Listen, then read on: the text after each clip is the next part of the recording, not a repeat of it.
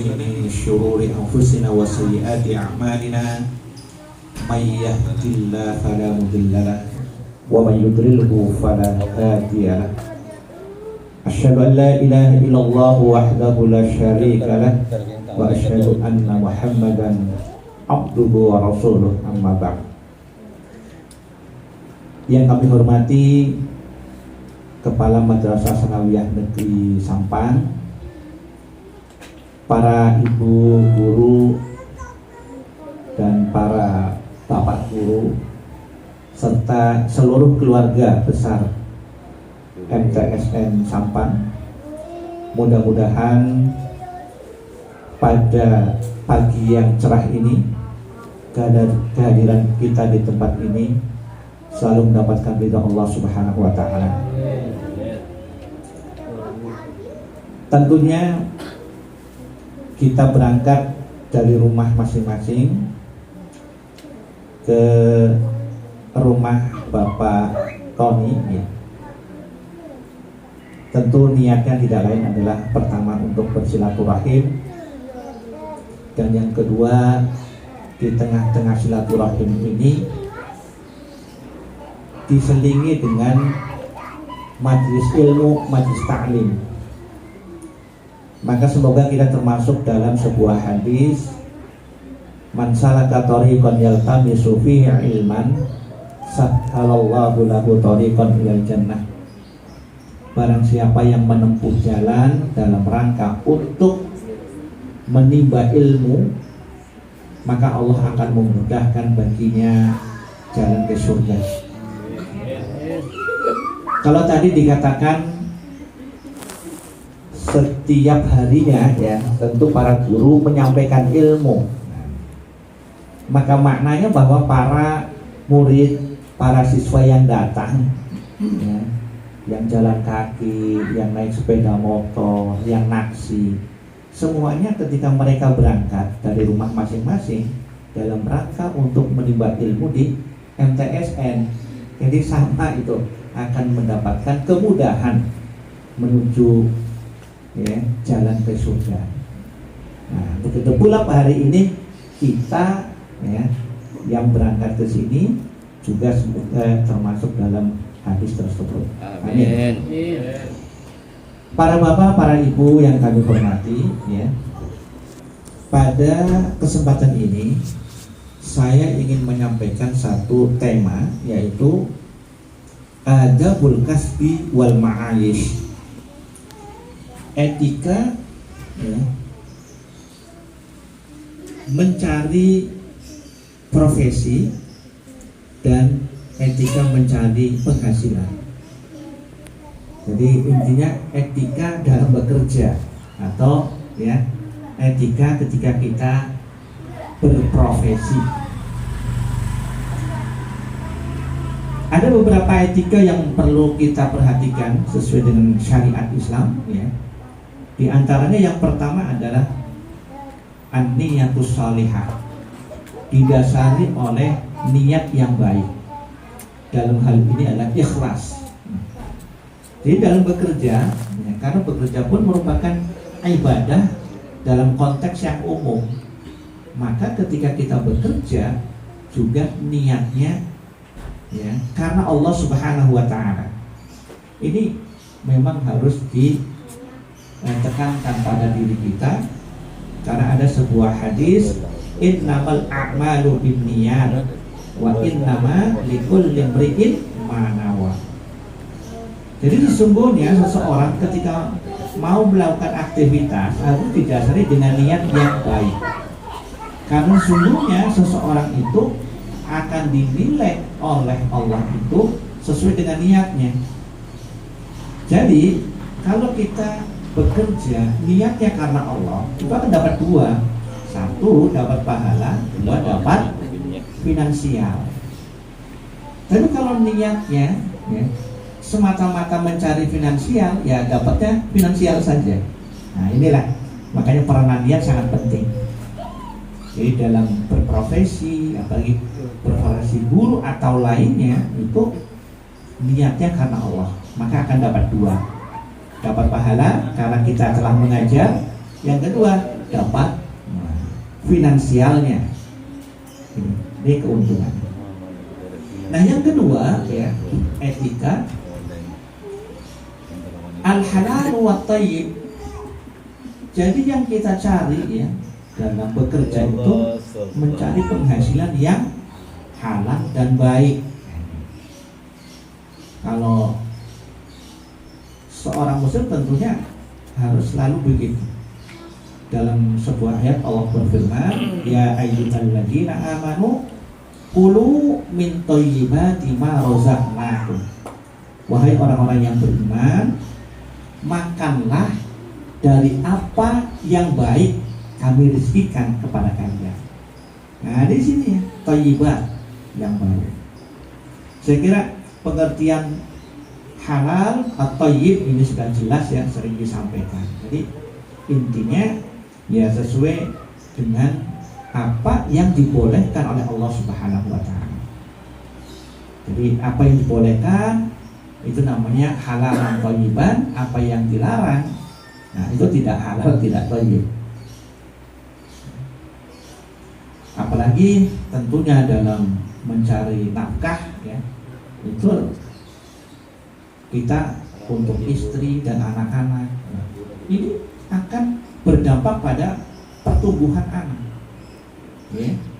Karena dalam sebuah hadis man nabata min ya lahmihi, jadi barang siapa yang tumbuh dari dagingnya itu min haramin, dari sesuatu yang haram, maka dampaknya apa? Bersiap-siaplah api neraka. Nah ini kan gambaran yang sangat dahsyat gitu. Artinya bahwa di dalam kita memberikan nafkah untuk istri dan anak-anak, tidak lain harus memilih yang halalan thayyiban.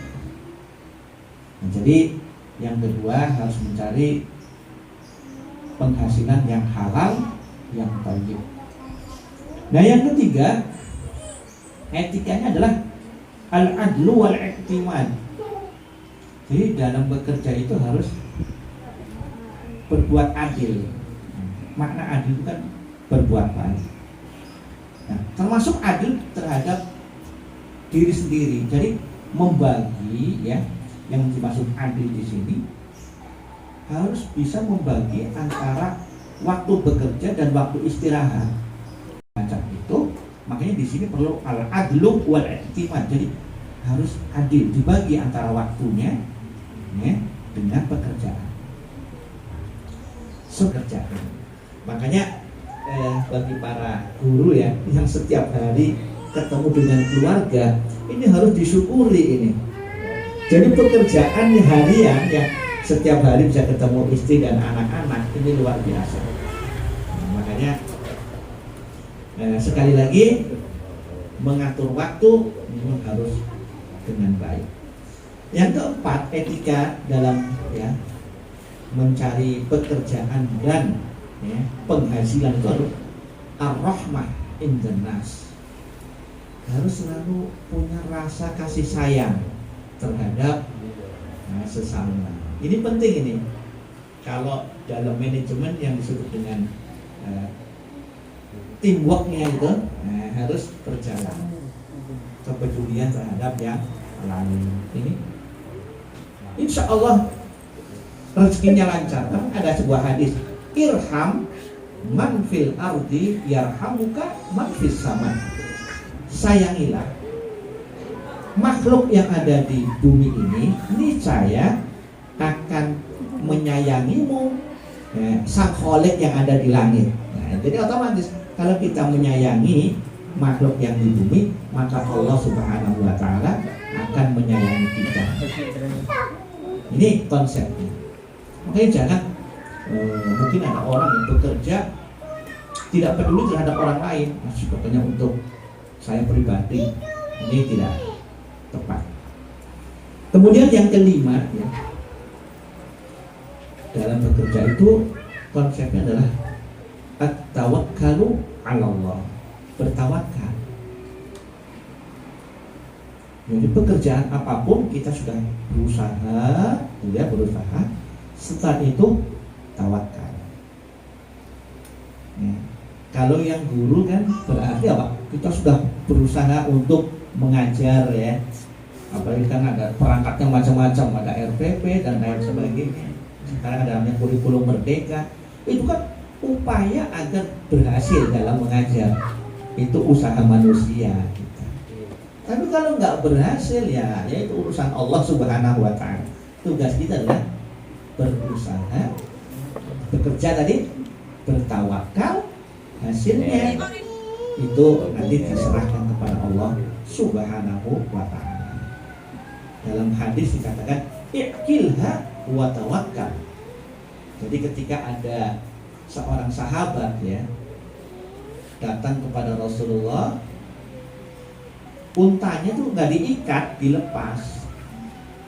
Rasul bertanya, mana untamu? Itu di sana. Loh kok nggak diikat? Kata sahabat tadi, kalau takdirnya lari ya lari, kalau takdirnya nggak hilang ya untanya diam saja, kata sahabat. Kata Rasul apa? Iqilha wa tawakkal. Ikatlah untamu itu dulu, diikat, setelah itu bertawakal. Nah, ini artinya berusaha. Nah, berusaha. Jadi kalau mungkin profesi guru ya berusaha untuk mengajari yang terbaik, setelah itu tawakal. Bagi yang bekerja sebagai apa?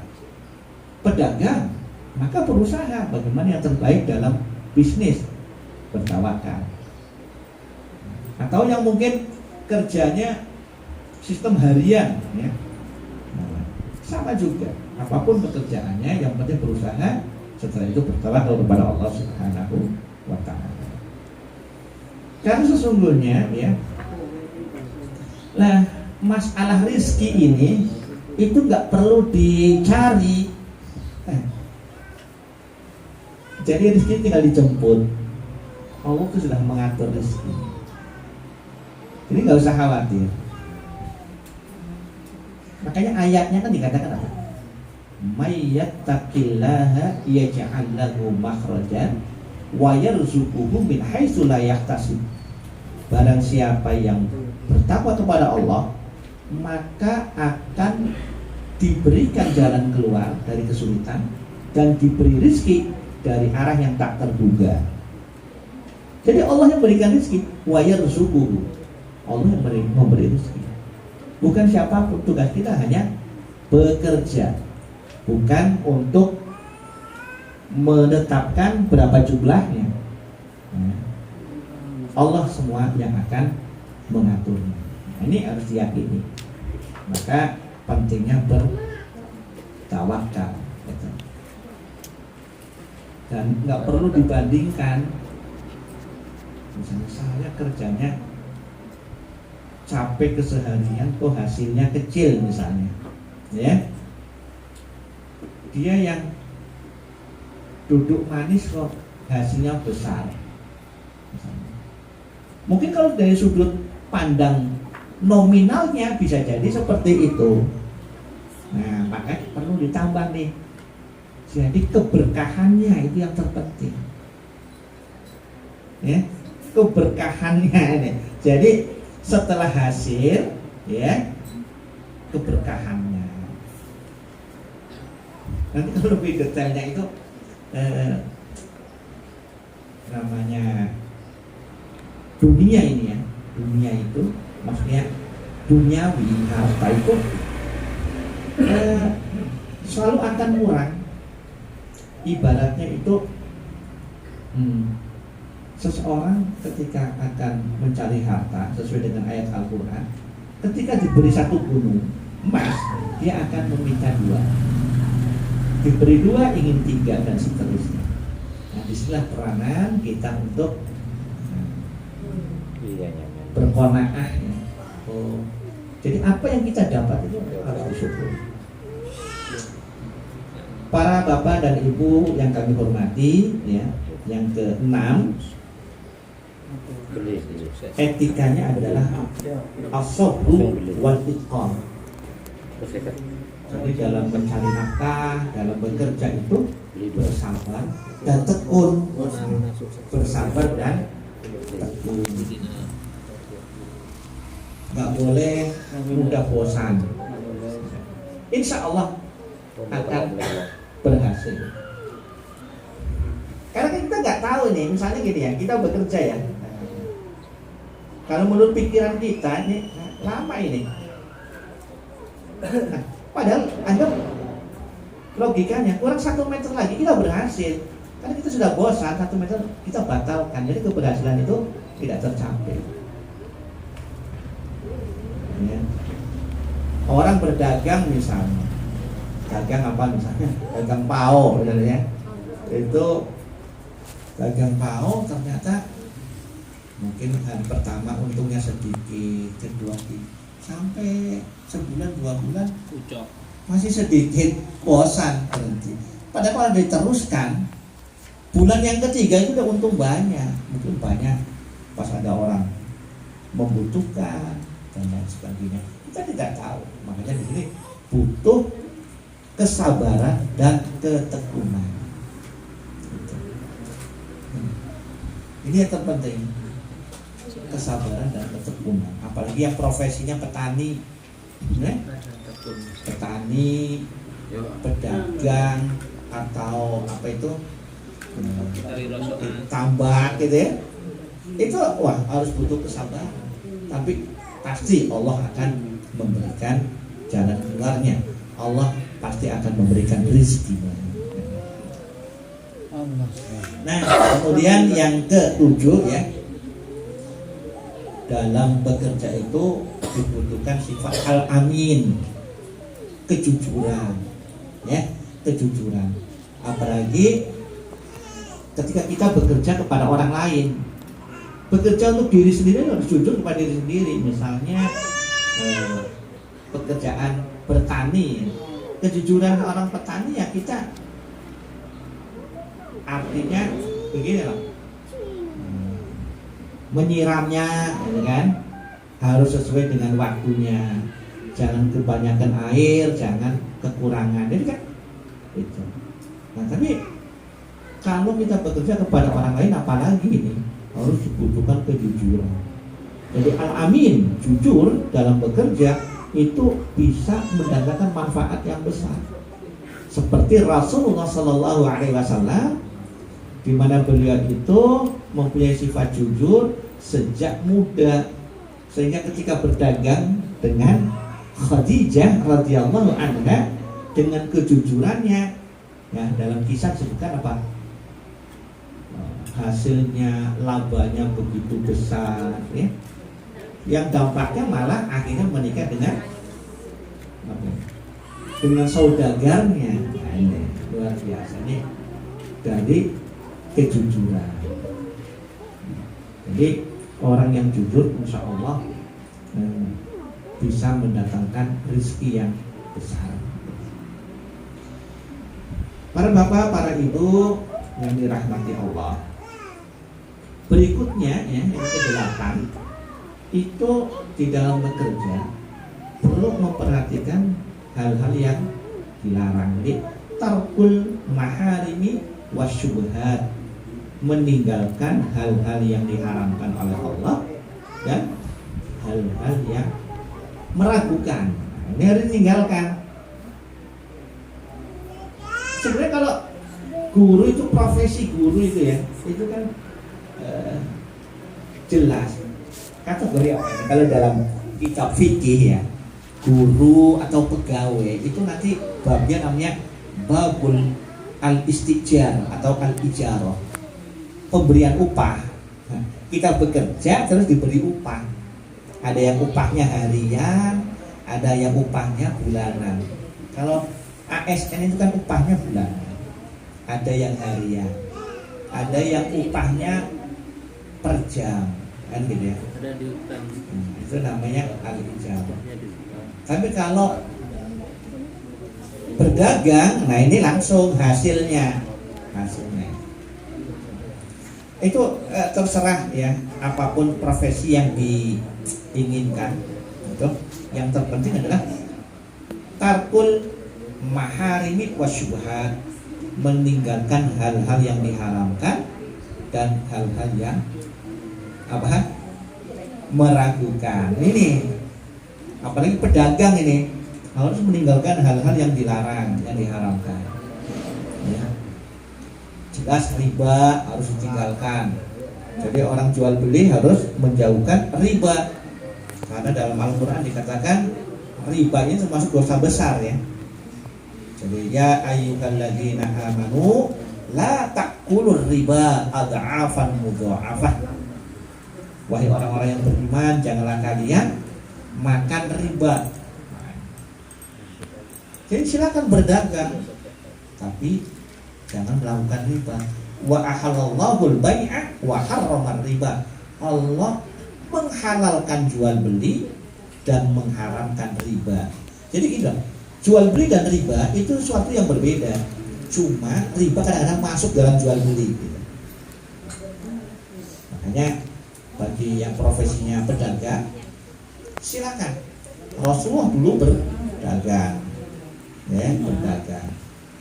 Bahkan dalam sebuah hadis, ketika Rasul ditanya, ayyul kasbi afdal, profesi apa yang paling baik ya Rasulullah? Qala amalur rajuli biyadihi wa kullu bai'in mabrur.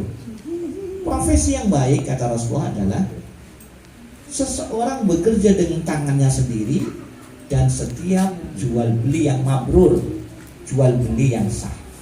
Itu pekerjaan yang baik. Jadi kalau kita lebih suka, karena pekerjaan ini minat dan bakat ini. Jadi kalau nggak suka dagang, ya jangan dagang, itu rugi terus. Tapi kalau suka dagang, silakan berdagang. Nah, sebaliknya, kalau tidak punya bakat dan minat mengajar, seharian sudah jenuh itu. Tapi kalau sudah minat dan bakat mengajar, senang malah ketemu siswa, kayaknya kurang waktunya ini. Jadi silakan apapun profesi yang diambil, yang terpenting tadi menjauhi yang haram dan yang meragukan, jauh. Kemudian yang ke 9 ya, itu ad-du'a. Nah ini jangan lupa selalu berdoa. Makanya kan Allahumma zukna halalan thayyibah, ya Allah berikanlah rezeki kepada kami yang halal yang baik. Itu artinya berdoa. Setiap saat kita berdoa. Mudah-mudahan Allah mengabulkan apa yang kita inginkan. Amin. Nah, yang terakhir di dalam bekerja itu ar-ridha bil maujud, rela dengan apa yang didapat. Nah ini jadi kalau misalnya guru bulanannya dapat bulannya sekian ya, nah ini terima dengan bersyukur itu. Jadi kalau bersyukur Allah akan menambahkan dari yang lain. La in syakartum la azidannakum. Jika kalian bersyukur dengan apa yang didapat, Allah akan memberikan tambahan, akan menambah. Mungkin gini loh, misalnya suaminya yang jadi guru ya, kan sudah patokannya guru sekian dapatnya. Nah, karena selalu bersyukur, istrinya profesi yang lain, nah, datang dari istri itu rezeki ya. Itu jadi ini harus selalu bersyukur pada Allah. Ya. Karena konsep hidup itu ada dua, syukur dan sabar. Ya, itu kalau orang bisa menerapkan syukur dan sabar, insya Allah hidup bahagia. Sebagaimana dalam sebuah hadis, ajaban di amril muslim kullahu khair in asobathu sarra'u syakara wa in asobathu dharra'u sabara. Alangkah indahnya seorang muslim kalau mendapatkan kesenangan dia bersyukur, kalau mendapatkan kesusahan dia bersabar. Itu semuanya baik, Akhirnya akan selalu tenang. Saya kira itu tausiah ya, sedikit dari saya, mudah-mudahan bermanfaat untuk kita semuanya. Amin, amin. Jalani kehidupan ini, nah, kita akan bahagia dan mendapatkan kebaikan dunia dan akhirat. Amin. Terima kasih.